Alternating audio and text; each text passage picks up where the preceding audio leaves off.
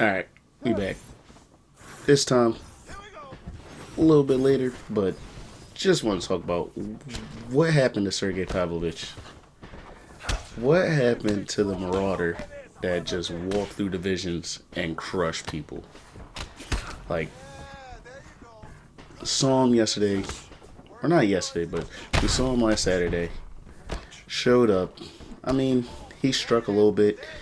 Wasn't very like aggressive at all. Really just went through the motions. He turned into like a D3 wrestler. That was crazy. And my man's just isn't the same. And it's like, did Volkov take this energy from him? Is Volkov the reason that he just can't, that he just want to get a win? Maybe he went out there and just wanted to secure a win. But at the same time, you put two guys out there with like 85 plus finishing rates, and nothing happened. Nothing happened at all. I mean, it was so bad. It was so bad that Jarzinho got cut. Like Jarzinho got cut. He's going to, I don't know, the GFL, the PFL, the CFL. Like he's going to one of those. He's going to a acronym with 3 letters, but it ain't going to be the UFC. Like, I've never seen such a disappointing fight. Like, I don't know where it came from. I just don't understand when heavyweights that really know how to put it on the gas and get people going forget how to get people going. Like, he didn't even fight like he wanted to do anything. He went in there, he didn't let his hands go. He was very respectful. It was basically like Derek Lewis and Ngannou all over again. Two guys that know how to finish people that refuse to open up at all. And maybe Dana's seen enough of that to where he's like, I need y'all to actually try, and I'm not going for that. To the point where he cut Jarzinho. Like that, he cut Rosenstrike. So that's crazy. And then by cutting the guy that was number 9, and Sergey's like 4, but that's not an impressive performance. He's going to have to win like 2 more fights to even think about being in line for a title. I don't know. Maybe getting knocked out by Tom and then losing to Volkov just ruined him.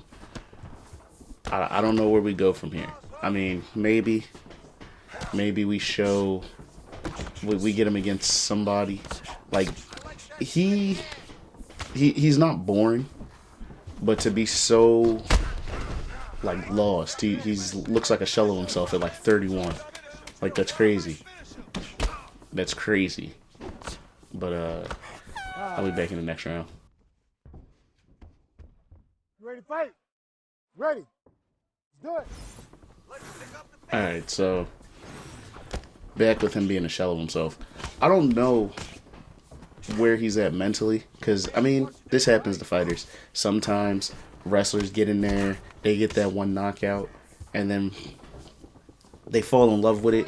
Not even just wrestlers, but like grapplers get one knockout, they turn into a knockout artist. They forget to use their full skill sets in the fights, and with that, you're gambling with half your paycheck.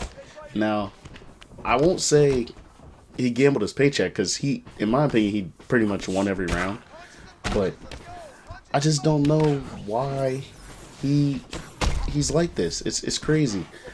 He, even in fights he lost, like Overeem, he went for it. Aspinall, he's in that like 2-minute fight, he still went for it. Like he wasn't afraid to let his hands go.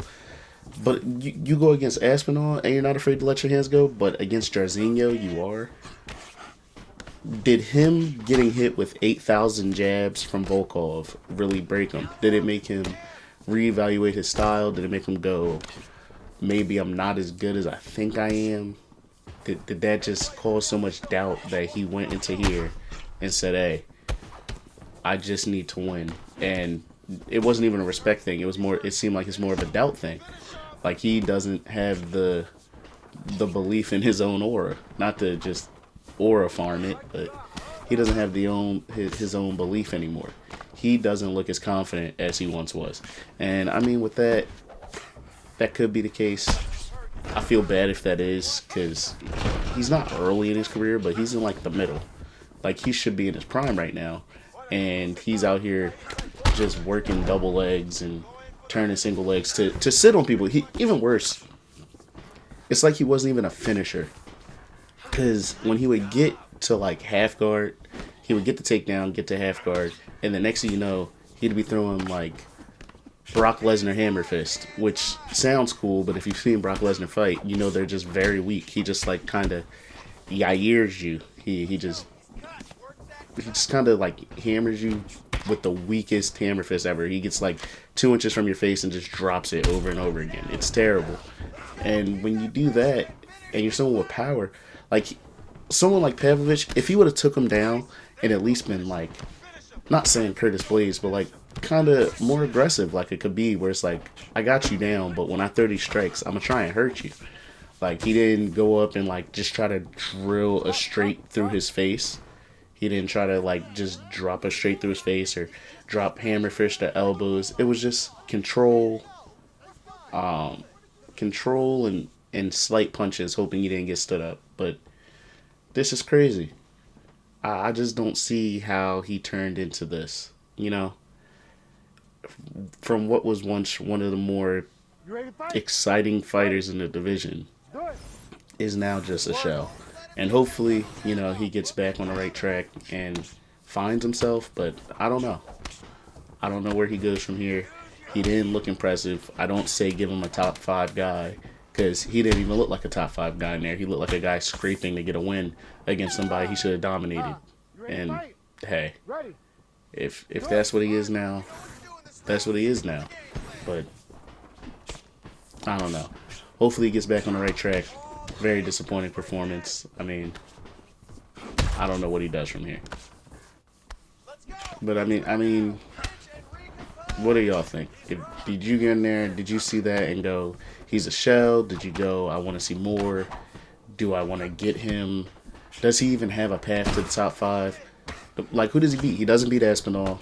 You can't even if Jones were to lose to Aspinall, he'll probably retire to where you want him to be like, oh, let's see him versus Jones. There's no path for him. He just got to win, and it feels like a loss. Because you know how the UFC is. It's more entertainment than... Because the rankings aren't even real. Like, if he was out here sparking people and he was like 7 and he got one top 5 win, we're talking about him getting a title shot. Like, immediately. But to be number 4 and still feel like you don't have a path to the title is crazy. And it's just, I don't know, man. Sergei is not what he once was. But hopefully he gets another fight, realizes that was a bad performance, and he just goes, I'm going to start sending people to the Shadow Realm. And if he does that, we'll be cool. He'll be right back where he needs to be. He'll be in title contention. He might get another Aspinall fight. If he can hit people like that right there, he'll be right back in the title contention. But hey, I don't really know what else to say about him. He's in limbo. He's not tied to Ivasa limbo, though. Tied to Ivasa's on like a 7-fight skid, and just because he has fans, he's still in the UFC. Now, do I want to see Ty get a win? Yeah, but he's not going to beat Pavlovich. Didn't do it the first time, don't think he does it now. Those are both two guys that are in a different type of limbo right now, but hey. Just going to say, Pavlovich can send people to the Shadow Realm like that. He'll be in for a good time. He'll be right back where he needs to be. And, you know, he'll be on track. But with that being said, thanks for watching. I appreciate the view. Like and subscribe, and more videos to come. You know, we got a good fight week this week. And for all we know, Strickland or Duplessis is going to have a amazing fight or a boring one. But more on that in the next video. Tune in for that.